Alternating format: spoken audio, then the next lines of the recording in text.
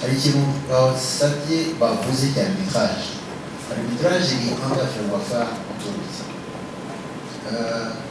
Ejo bundi kugira ngo mwabonye itangazo zagiye zisohoka turimo kumana abasifuzi baba tubite ko ari abantu, kuko akenshi nashaka gutanga nk'urugero ababonye match ejo ya Real na Barca, ushobora kumbarira igihe how many time arbitre yagiye kwiga for decision inshuro nyinshi. Nk'iriya penalty Mbappe yateye sinzi ango waba urimo kugira ngo ubone ko umukino uri hasi ubundi umupira wakubise ku ivi yawukoze, bamwe babireba ariko arbitre ni arbitre bitewe na angle ariho ashobora kutayireba. So ibyo duteganya gukora mu gihe cya vuba, I think last week nari Cairo just for kureba imikoranire y'amasosiyasiyo yacu ndetse na CAF, aricyo twagiye tuganiraho tugiye no kuri arbitrage. Arbitrage mu gihe uko ugenda ijya imbere baranakubwira ko umusifuzi uzaba utari VAR compatible, mu kirimi cy'icyongereza kuba compatible na VAR.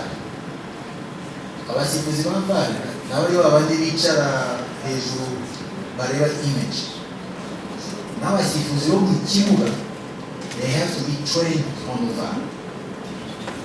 Icyo nasabye maybe we are going to do it in a process, nuko muri Sekafa zone yacu bagiye bashyiraho amasenta yo kwigisha VAR nk'iyacu i Dar es Salaam, ariko iyo VAR narababwiye ko tudashobora kureza abasifuzi babiri batatu biga bakora stage hariya dufite abasifuzi bagera kuri 200.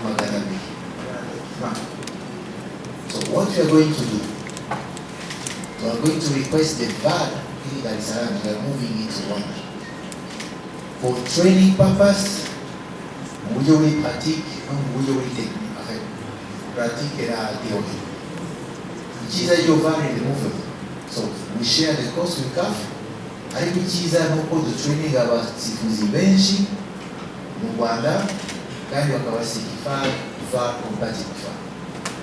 So bivuze igiti cyanjye nabyo nabona nabiganiraho na perezida ko none ari nyiza nuko muri fazale testing ayo VAR byibuze ku mamaci amwe tukamenyesha sure ko dufite VAR ishobora gufasha kwigisha abasifuzi bacu, ariko no kuyatestinga mu buryo bikora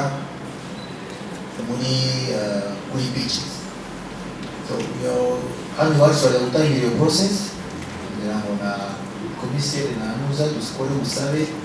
I think byibuze tuzasabe VAR muri iyo period ya bitandukanye byibuze twaba tuyifite, ariko muri plan dufite ndetse twagiye tuganira na FIFA amaproje ya FIFA forward nuko tugomba gutangira byibuze shampiyona itaha dufite VAR yacu.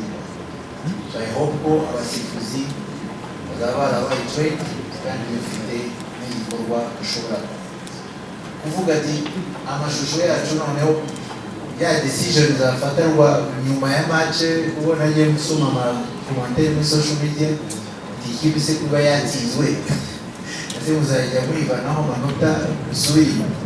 So maybe nafata iyo decision iri technique, ariko icyo nababwira ni uko n'amavugururwa y'ibisifurire turimo kuyavugurura uburyo bibaye ngombwa tukareba ko ahandi byabaye nko kurusha gukinisha umukinnyi ufite karto jaune 3 bikaza kumenyekana nyuma, icyo gihe amanota tutwaragumana.